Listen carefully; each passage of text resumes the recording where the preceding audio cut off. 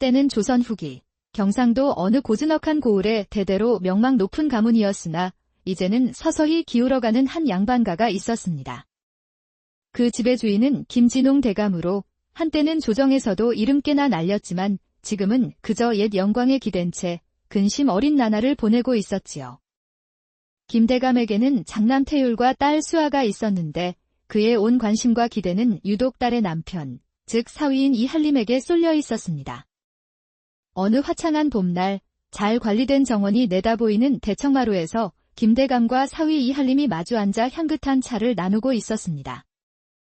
이 서방, 이번 과거 준비는 순조롭게 되어가는가? 내 자네를 믿고 있네? 자네의 학식이라면 필시장원 급제하여 우리 가문을 다시 일으킬 것이야. 이한림은 반듯하게 갓을 쓰고 값비싼 비단 도포를 차려입은 누가 보아도 학식 높은 선비의 모습이었습니다. 그의 외모와 몸가짐에서는 학자의 깊이가 느껴졌으나 그 속내는 사실 허세와 불안으로 가득 차 있었지요. 장인어른의 크신 은혜 덕분에 부족함 없이 학문에만 정진하고 있사옵니다. 이번에는 반드시 기쁜 소식을 전해드려 장인어른의 얼굴에 웃음꽃을 피워드리겠습니다. 한편 안채에서는 김대감의 아내인 최마님이 며느리 혜인을 날카로운 눈초리로 지켜보고 있었습니다. 혜인은 수수한 차림으로 방 한 구석에 조용히 앉아 바느질에 몰두하고 있었지요. 예, 혜인아. 이 서방이 찾는다는 책은 서재에 잘 가져다 두었느냐? 귀한 사위가 공부하는데 조금이라도 방해가 되어서는 아니 될 것이다. 예, 어머님. 염려 마십시오. 서방님께서 찾으시기 전에 벌써 서재 책상 위에 정갈이 마련해 두었사옵니다. 며느리라면 그 정도는 당연한 것이다. 늘 한 발 앞서 살피고 챙겨야지 어찌 이리 매사에 마음이 쓰이게 하는고. 쯧. 다시 대청마루, 김대감은 사위의 기분을 도두려 하인을 불러 귀한 다과상을 차리게 했습니다. 그의 얼굴에는 사위에 대한 기대감으로 가득한 미소가 걸려 있었죠. 이 집안을 다시 세울 사람은 오직 자네뿐일세. 저놈의 태율이는 아직도 철이 들지 않아 큰일이지. 바로 그때 대감의 말이 끝나기가 무섭게 장남 태율이 흠뻑 술에 취해 비틀거리며 대청으로 들어섰습니다. 그의 가슴 머리에서 반쯤 벗겨져 위태롭게 걸려 있었고 도포 자락 곳곳에는 술과 흙먼지 얼룩이 가득했습니다. 이놈, 태율아. 또 술독에 빠져 있었느냐? 내 매부가 있는 이 자리에서 채통도 못 지키고 이 아비의 얼굴에 똥칠을 하는구나. 이한림은 속으로 처남의 한심한 꼴에 눈살을 찌푸렸지만 겉으로는 아무렇지 않은 척 찻잔만 만지작거릴 뿐이었습니다. 앙버지 다녀왔습니다. 안채에서는 딸 수아가 분주하게 남편의 옷가지를 챙기고 있었습니다. 단아한 얼굴에 기품이 서린 그녀는 언제나 남편을 위하는 일이라면 발 뻗고 나섰습니다. 어머니, 서방님께서 학문에만 전념하실 수 있도록 집안이 늘 조용해야 합니다. 혜인아, 들었느냐? 사위 공부에 방해되지 않도록 발소리도 죽이고 다니거라. 밤늦게 등잔불 켜고 바느질하는 것도 당분간은 삼가도록 해라. 혜인은 가슴속 깊은 곳에서부터 차오르는 한숨을 억지로 삼키며 겉으로는 그저 고분고분 머리를 조아렸습니다. 예, 어머님. 명심하겠사옵니다. 저녁이 되자 이 집안의 모든 관심과 정성은 오직 사위 이한림에게만 쏠려 있었습니다. 김대감은 귀한 술과 안주를 내어주었고 딸 수아는 남편의 옷깃을 매만지며 살뜰히 챙겼지요. 반면 혜인은 방구석에서 홀로 소박하기 그지없는 밥상을 받으며 자신이 이 집안에서 어떤 존재인지를 뼛속 깊이 느끼고 있었습니다. 하지만 그 모든 차별 속에서도 그녀의 눈빛만큼은 결코 꺾이지 않았습니다. 이 서방, 오늘도 공부하느라 수고가 많았네? 이제 그만 들어가 편히 쉬게나. 그렇게 사위만을 하늘처럼 떠받드는 김대감 댁의 기이한 하루가 저물어 갔습니다. 이 집안에 앞으로 어떤 것엔 풍파가 몰아칠지 그때는 아무도 짐작하지 못했습니다. 며칠이 지나자 김대감 집안의 차별은 더욱 노골적으로 변해갔습니다. 최마님과 딸 수아는 오로지 사위 이한림을 위하는 일에만 몰두했고 며느리 혜인은 그림자처럼 소외되었습니다. 어느 맑은 아침, 안채 대청에 최마님과 수아가 나란히 앉아 술을 놓고 있었습니다. 수아가 정성껏 수놓는 것은 남편의 도포에 들어갈 고고한 매화 문양이었습니다.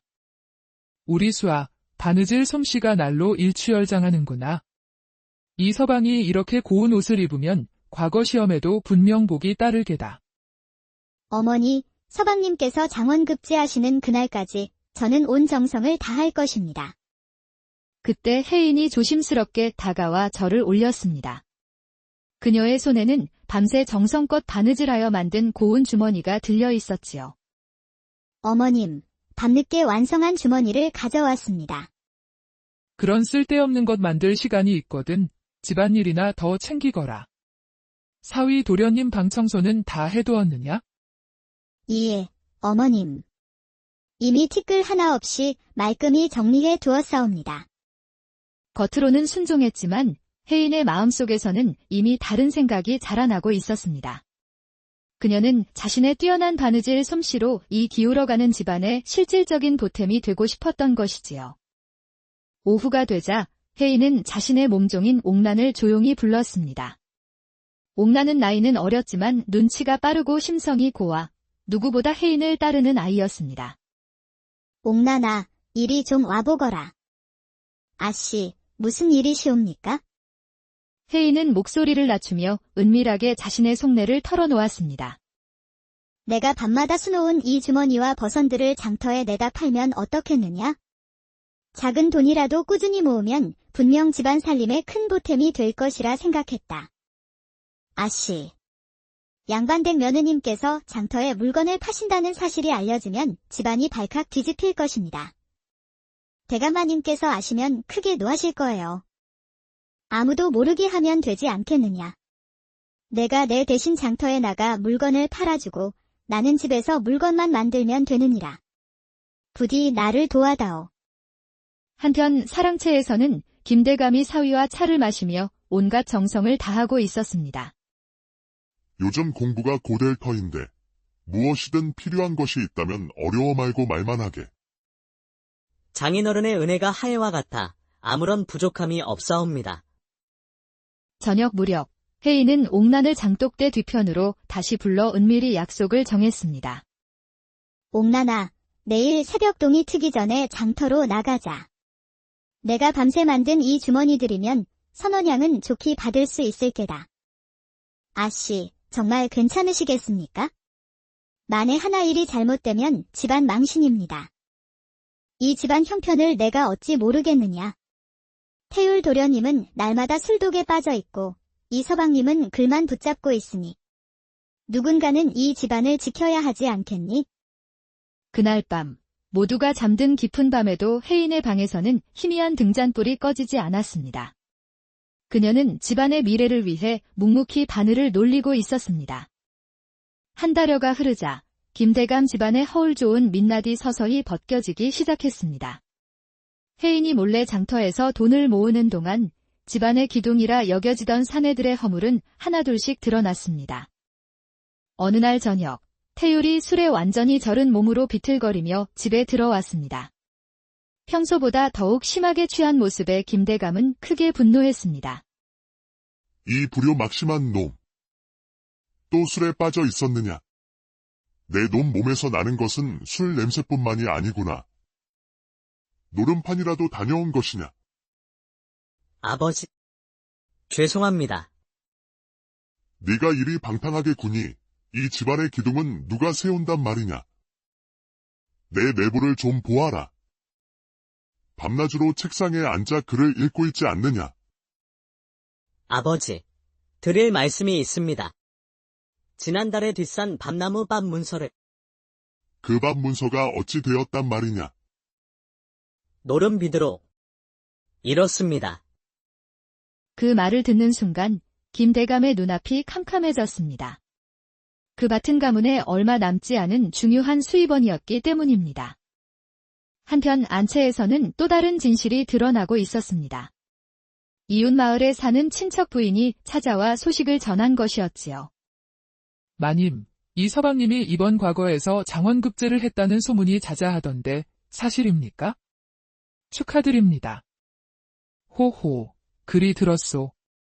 우리 사위가 장원이라니 이 얼마나 경사스러운 일인지. 이상하군요. 제가 관아에 들러 방목을 직접 확인했는데 이 서방님 이름은 없었습니다. 마을 사람들 말로는 이번에도 또 낙방했다고 하던데요. 수아의 얼굴이 순식간에 새하얗게 질렸고 최만임 역시 당혹감을 감추지 못했습니다. 그럴 리가. 사위가 분명히 급제했다고 하였는데. 바로 그때 이 한림이 서재에서 나와 안채로 들어섰습니다. 서방님, 과거 결과가 어찌 되었습니까? 마을에서 이상한 소문이 들려옵니다. 그 일이라면. 아직 최종 발표가 나지 않았네. 곧 좋은 소식이 있을 터이니 부디 동요하지 말고 기다리게. 그 무렵 혜인이 안채로 들어와 저녁상 준비를 돕겠다고 말했습니다. 혜인아, 내가 장터를 드나든다는 말이 들리던데 그런 천한 짓을 한 것이냐? 무슨 말씀이시온지. 저는 그저 집안일만 하고 있을 뿐입니다. 어머님. 며느리가 장터를 나돌면 집안 체면이 땅에 떨어진다. 두 번 다시 그런 짓은 용납 못한다. 어머니 말씀이 옳습니다. 며느리는 부엌에 붙은 종과 같으니 어찌 감히 바깥을 나다닐 생각을 하겠습니까? 혜인은 속으로 깊은 한숨을 삼켰습니다. 집안을 위해 애쓰는 자신의 노력이 도리어 천한지두로 여겨지니 서글프기 그지없었습니다. 이렇듯 것만 번듯해 보이던 김씨 집안에는 사실 심각한 문제들이 썩은 기둥처럼 쌓여가고 있었습니다. 그리고 그 누구도 혜인이 홀로 집안의 미래를 준비하고 있다는 사실을 알지 못했습니다. 계절이 바뀌어 서늘한 가을 바람이 불자 혜인의 은밀한 노력은 새로운 국면을 맞이했습니다. 이제는 단순히 푼돈을 모으는 것을 넘어 더 큰 일을 준비하고 있었지요. 이른 새벽, 혜인은 옥난을 뒤뜰 우물가로 불렀습니다. 두 사람은 두레박 소리에 섞어 조심스럽게 속내를 나누었습니다. 옥난아, 이제부터는 바느질로 번 돈으로 곡식을 사 모아야겠다. 아씨, 곡식은 어인 연휴로 사두시려는 것이옵니까? 요즘 가뭄이 심상치 않구나.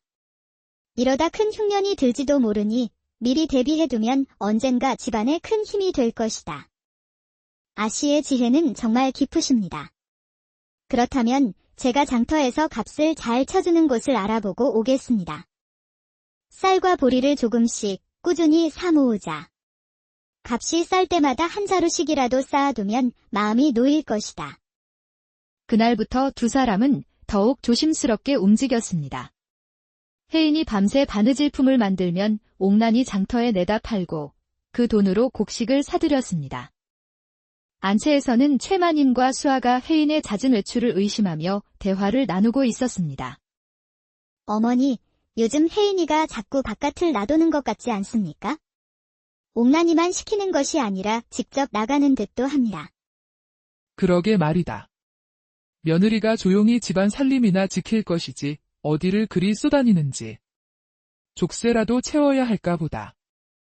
며칠 뒤 혜인과 옥난은 드디어 첫 곡식 자루를 사들였습니다. 장터에서 어렵게 구한 쌀 한 자루를 보며 혜인의 얼굴에는 안도와 기쁨이 번졌습니다. 아씨, 이 귀한 곡식을 어디에 두어야 할까요? 뒤채에 낡은 헛간을 치워 작은 곳간을 만들자. 겉으로는 낡은 농기구만 보이게 하고 안쪽 깊숙한 곳에 자루들을 숨겨두는 것이다. 그날부터 혜인의 헛간에는 쌀과 보리 자루가 하나둘씩 차곡차곡 쌓여갔습니다. 많지는 않았지만 그것은 혜인에게 무엇보다 든든한 희망이었습니다. 어느 날 저녁, 혜인이 홀로 곳간 앞에서 작은 촛불을 켠 채 기도를 올리고 있을 때였습니다. 하늘이시여, 부디 이 곡식이 훗날 우리 집안을 살리는 귀한 씨앗이 되게 하소서. 아씨, 큰일 났습니다. 태율 도련님께서 또 술에 취해 들어오시는데 이번에는 험상궂은 빚쟁이들이 때로 몰려왔습니다. 혜인은 곧장 촛불을 끄고 곳간 문을 닫았습니다. 과연 앞마당에는 태율이 거친 사내들에게 둘러싸여 멱살을 잡힌 채 곤욕을 치르고 있었습니다.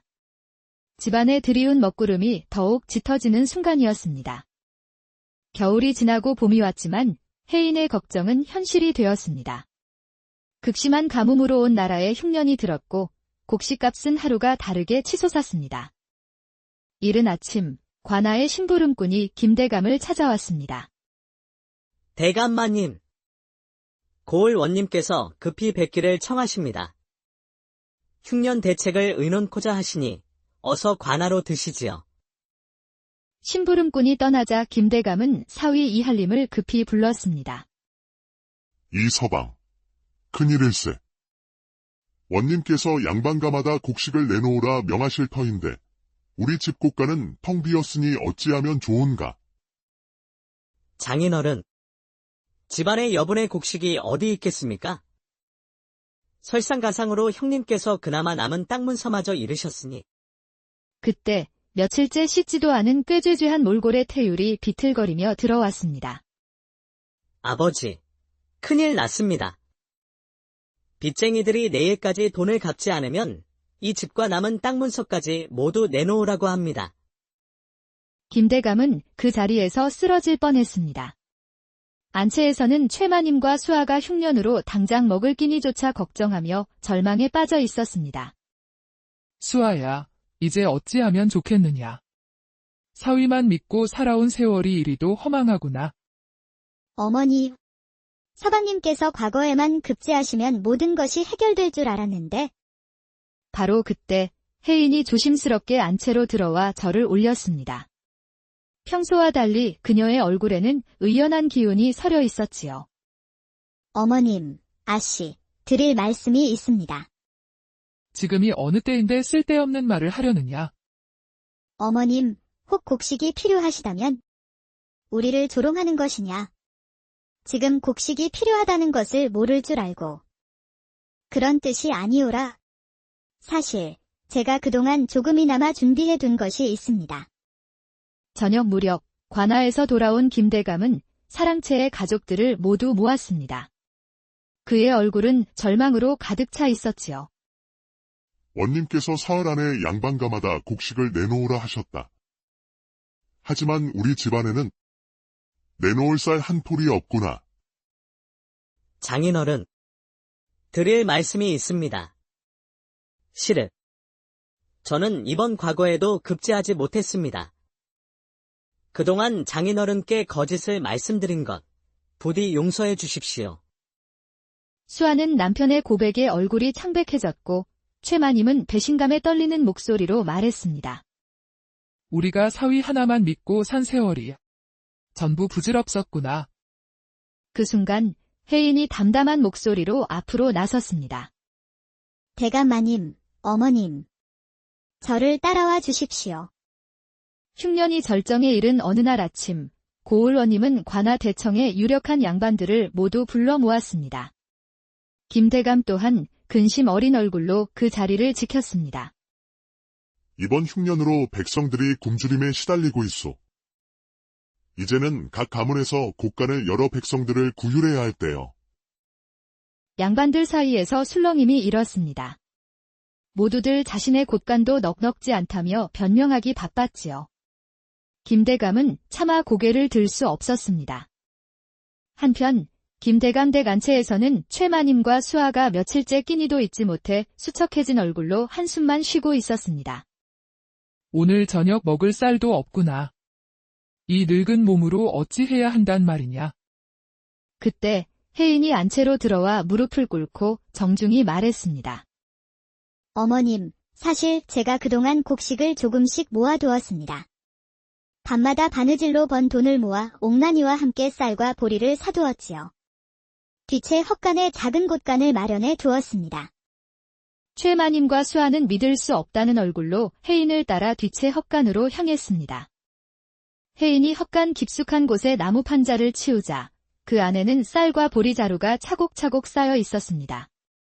세상에, 이 많은 것이 모두 내가 많지는 않사오나 우리 식구들이 한 달은 좋게 버틸 수 있을 것입니다. 수아는 눈물이 그렁그렁한 채 혜인을 바라보았습니다. 그동안 자신이 멸시하던 며느리가 이런 엄청난 준비를 해두었다는 사실에 부끄러움이 밀려왔습니다. 마님, 아씨. 큰일입니다. 마을 사람들이 굶주림을 이기지 못하고 길바닥에 쓰러지고 관아에서는 곡식을 내놓으라 계속 독촉하고 있습니다. 혜인은 잠시 눈을 감고 생각하더니 결심을 굳힌 듯 입을 열었습니다. 옥나나. 이 곡식을 수레에 실어 관아로 가져가자. 혜인아. 그러면 우리는 무엇으로 연명한단 말이냐? 어머님, 우리보다 더 굶주린 이들이 많습니다. 그들을 먼저 돕는 것이 양반가의 도리이자 사람의 도리입니다. 관아 앞마당에는 이미 수많은 백성들이 굶주린 배를 움켜쥔 채 모여 있었습니다. 그때 혜인이 곡식 자루를 실은 수레를 끌고 나타나자 백성들 사이에서 술렁임이 일어났습니다. 원님도 놀라 혜인에게 다가왔습니다. 아니, 김대감 댁며느리가 아니시오. 이게 무슨 일이오? 원님, 저희 집안의 작은 정성입니다. 부디 이 곡식을 굶주린 백성들을 위해 써주시옵소서. 백성들은 감격하여 눈물을 흘렸습니다. 이 순간 그동안 무시받던 며느리 혜인의 숨겨진 정성과 지혜가 온 고을에 드러났습니다. 이튿날 아침 원님은 김대감 집안 식구들을 모두 관아로 불렀습니다. 어제 혜인이 바친 구휼미의 내막을 자세히 알아보고자 함이었지요. 관아 대청에는 원님이 엄숙한 얼굴로 앉아 있었고 그 앞으로 김씨 일가가 모두 고개를 숙인 채 서 있었습니다. 어제 그 귀한 곡식은 어디서 난 것이오? 집안 사정이 넉넉지 않다고 들었는데 말이오. 며느리에게 직접 듣고 싶소. 원님, 소인이 밤마다 바느질을 하여 번 돈으로 흉년을 대비해 조금씩 사모은 것이옵니다. 그때 옥란이 앞으로 나와 무릎을 꿇으며 외쳤습니다. 원님, 제가 증언하겠습니다. 저희 아씨께서는 밤낮으로 손에서 바늘을 놓지 않으셨습니다. 그 돈으로 쌀과 보리를 사모아 헛간의 비밀 곳간까지 만드셨습니다. 대청에 모인 사람들은 모두 술렁거렸습니다. 양반과 며느리가 직접 돈을 벌어 곳간을 채웠다는 사실이 믿기지 않았던 것이지요. 참으로 현명하고 덕이 높은 며느리로구나. 그런데 그토록 아낀 곡식을 어찌하여 백성들에게 내어줄 생각을 하였소? 원님, 저희 집안의 안위보다 굶주리는 백성들의 고통이 더 컸기 때문입니다. 차마 외면할 수가 없었습니다. 그 말을 듣는 순간 김대감은 얼굴이 시뻘개져 고개를 들 수 없었습니다. 사위만 귀히 여기고 며느리를 천대했던 지난날이 사무치게 부끄러웠습니다. 최마님 역시 눈물을 흘리며 고개를 숙였습니다. 원님, 저희가 어리석었습니다. 이리 귀한 며느리의 덕을 알아보지 못하고 구박만 하였습니다.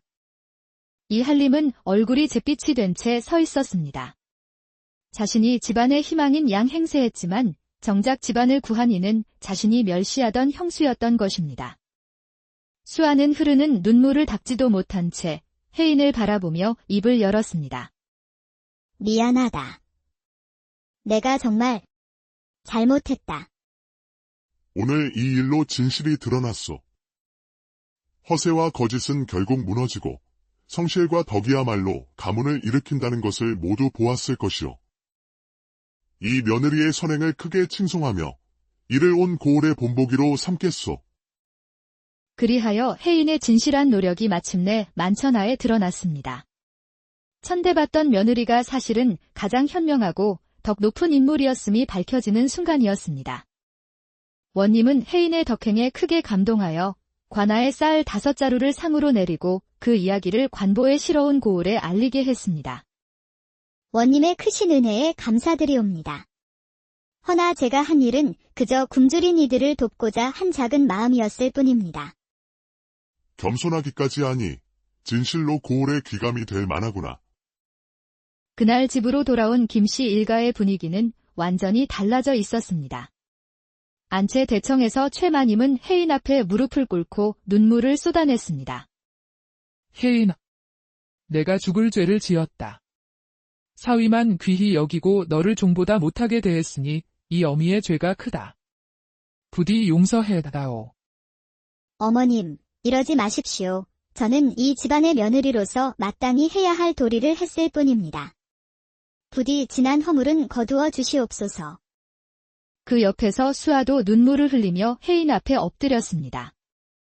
내가 너를 부엌에 붙은 종처럼 대했으니 무슨 나드로 너를 보겠느냐. 정말 미안하다. 사랑채에서는 김대감이 아들 태율과 사위 이한림을 불러놓고 엄하게 꾸짖었습니다. 너희가 그동안 얼마나 한심하게 살았는지 이제 깨달았느냐. 사위는 허세로 세월을 보냈고 아들은 술과 노름으로 가산을 탕진했으니 아버지, 이제 술과 노름을 끊고 새 사람이 되겠습니다. 밭이라도 맡아 성실히 살며 다시는 집안을 욕되게 하지 않겠습니다. 장인어른, 저 또한 부끄럽기 짝이 없습니다. 며느님의 성실과 덕을 보며 제 자신이 얼마나 부족한지 깨달았습니다. 이제 허세를 버리고 진실된 학자의 길을 걷겠습니다. 이제야 너희 모두가 정신을 차렸구나. 학문도 벼슬도 중요하나 덕이 없으면 다 허망한 껍데기일 뿐이다. 혜인이가 우리 모두에게 그 사실을 가르쳐 주었다. 그 후 혜인의 이야기는 온 고을에 퍼져 모든 이들의 귀감이 되었습니다. 김씨 집안 또한 혜인을 중심으로 다시 화목을 찾았지요. 태율은 술을 끊고 성실한 농부가 되었고 이한림은 허세를 버리고 학문에 정진하여 마침내 과거에 급제해 백성을 위하는 참된 관리가 되었습니다. 저녁상에 온 가족이 둘러앉아 웃음꽃을 피우는 날, 김대감은 눈시울을 붉히며 혜인을 바라보았습니다. 혜인아, 내 덕분에 우리 집안이 다시 살아났구나. 진정으로 고맙다. 대감마님, 모두가 한마음으로 힘을 합쳤기에 가능한 일이었사옵니다. 이렇게 김씨 집안은 한며느리의 현명한 덕으로 위기를 극복하고 다시 일어서게 되었습니다. 허세와 탐욕은 무너지고 오직 성실과 정성만이 가문을 일으킨다는 귀한 이치를